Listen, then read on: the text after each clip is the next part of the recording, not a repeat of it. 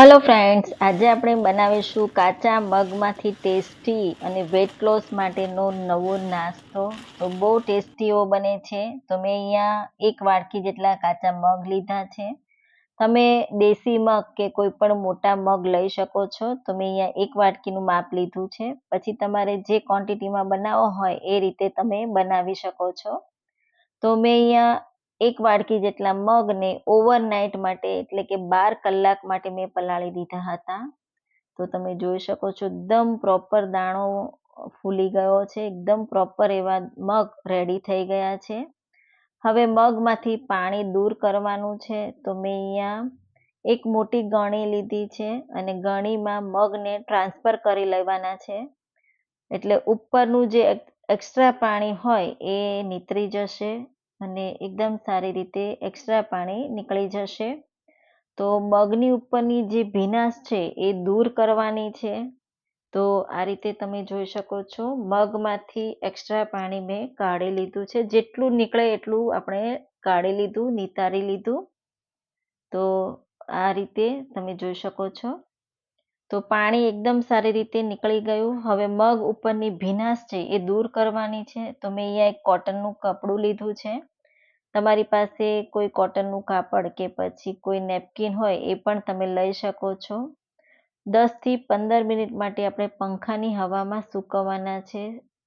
Sunlight એટલે કે તડકામાં બિલકુલ નથી સૂકવવાના. આ રીતે પંખાની હવામાં જ આપણે 10 મિનિટ માટે સુકાવી લઈશું. એટલે મગ ઉપરની જે ભીનાશ છે એ દૂર થઈ જશે આસાનીથી. તો તમે જોઈ શકો છો એકદમ કોરા એવા મગ રેડી થઈ ગયા છે. તો હવે આપણે મગને એક પ્લેટમાં ટ્રાન્સફર કરી લઈશું. તો આ રીતે મગની ભીનાશ દૂર કરી લેવાની. સૂર્યપ્રકાશ એટલે કે સનલાઇટ તડકામાં બિલકુલ નથી સૂકવવાના. આ રીતે જ પંખાની હવામાં આપણે સૂકવી લઈશું. તો એકદમ કોરા એવા મગ તૈયાર થઈ ગયા. હવે આપણે મગનો નાસ્તો બનાવીએ. તો એક કડાઈ લીધી છે. કડાઈને મેં 10 મિનિટ માટે પ્રીહીટ કરી લીધી છે એટલે કે ગરમ કરી લીધી છે. હવે 2 વારમાં આપણે મગ શેકીશું. તો અડધા મગ મેં લઈ લીધા કડાઈમાં અને ગેસની ફ્લેમ મીડિયમ ટુ લો સાઈડ રાખીને આપણે શેકી લઈશું. તો એકદમ પ્રોપર એવા શેકાય, ઉપરની જે મગની છાલ છૂટી પડવા આવે ત્યાં સુધી આપણે શેકવાના છે. તો એકદમ ક્રન્ચી એવા મગ રેડી થાય છે. તો આ નાસ્તો બહુ ક્રિસ્પી એવો બને છે. વેટ લોસ માટે બહુ બેસ્ટ રેસીપી છે. તો જરૂરથી ટ્રાય કરજો. હાર્ટ પેશન્ટ હોય એના માટે પણ આ રેસીપી ખૂબ જ જરૂરી છે. તો જરૂરથી આ ટ્રાય કરજો. બહુ ઇઝી રેસીપી છે. ઝડપથી બનીને રેડી થઈ જાય છે. હું સ્ટેપ બાય સ્ટેપ આ વિડીયો બતાવી રહી છું. તો સ્કીપ કર્યા વગર એન્ડ સુધી તમે જરૂરથી જોજો. તો આ રેસીપી બ્લડ પ્રેશર માટે, ડાયાબિટીસ માટે કે પછી વેટ લોસ માટે બહુ બેસ્ટ રેસીપી છે. ટ્રાય કરવા જેવી છે. જરૂરથી ટ્રાય કરજો. તો મગનો કલર પણ ચેન્જ થવા લાગ્યો અને તમે જોઈ શકો છો લગભગ અહીંયા 8 થી 10 મિનિટ જેવું લાગે છે મગ શેકાતા.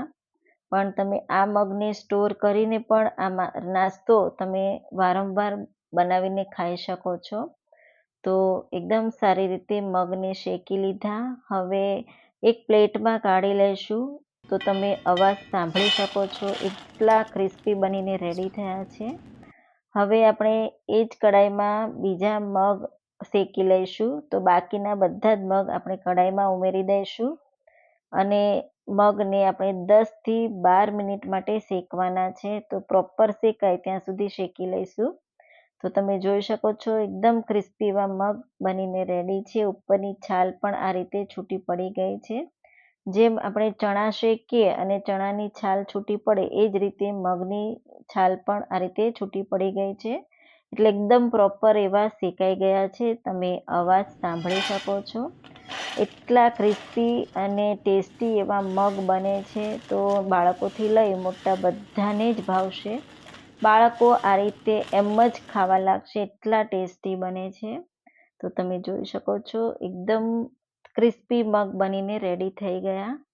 હવે આપણે મગને સ્ટોર કરવાના છીએ, તો એક કઢાઈમાં આપણે એક નાની ચમચી જેટલું તેલ ઉમેરી દઈશું. તમે અડધી ચમચીથી થોડું ઓછું તેલ પણ લઈ શકો છો. હવે આપણે શેકેલા તૈયાર કરેલા મગ ઉમેરી દઈશું અને એકદમ સારી રીતે 2 મિનિટ માટે શેકવાના છે. તો સ્ટોર કરવાના હોય તો તમારે તેલનો ઉપયોગ કરવાનો. તેલમાં શેકીને ઠંડા કરીને આપણે એરટાઈટ બરણીમાં ભરી લઈશું. જ્યારે પણ નાસ્તો તમારે બનાવવો હોય ત્યારે ડાયરેક્ટ તમે આ મગ લઈ લેવાના અને પછી નાસ્તો બનાવી શકો છો અને ખૂબ એન્જોય કરી શકો છો. બહુ ટેસ્ટી એવો નાસ્તો બને છે. તો વારંવાર આ નાસ્તો તમે જરૂરથી બનાવશો.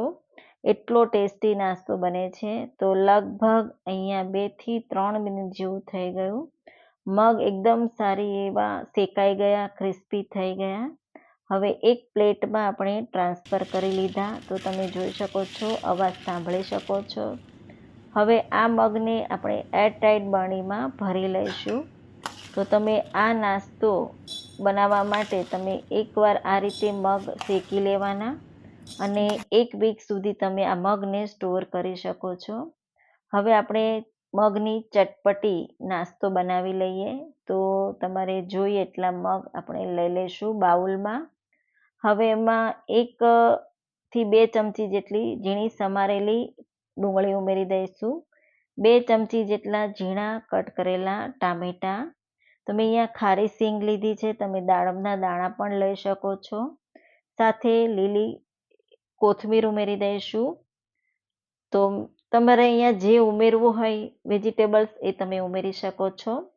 અડધી ટીસ્પૂન જેટલી મીઠું, અડધી ટીસ્પૂન જેટલો ચાટ મસાલો અને ચટપટો ટેસ્ટ આપવા માટે અડધી ટીસ્પૂન જેટલું ચીલી ફ્લેક્સ અને લીંબુ નીચોવી દઈશું. તો તમારે જે રીતે લીંબુ જોઈતું એ રીતે તમે નીચોવી શકો છો ટેસ્ટ પ્રમાણે. ઉપરથી સેવ ઉમેરી દઈશું અને એકદમ સારી રીતે બધું મિક્સ કરી દઈશું. તો આ મગની ચટપટી બહુ ક્રિસ્પી, ટેસ્ટી અને વેટ લોસ માટે બેસ્ટ રેસીપી છે. જ્યારે પણ નાની એવી ભૂખ હોય ત્યારે તમે આ બનાવીને ખાઈ શકો છો. તો બાળકોથી લઈ મોટા બધાને જ બહુ ભાવશે. તમે બાળકોના લંચ બોક્સમાં પણ આપી શકો છો. તો જરૂરથી ટ્રાય કરજો. મારી આ રેસીપી તમને ગમી હોય તો વધુમાં વધુ શેર કરજો, સબસ્ક્રાઈબ કરજો, લાઈક કરજો. આવજો.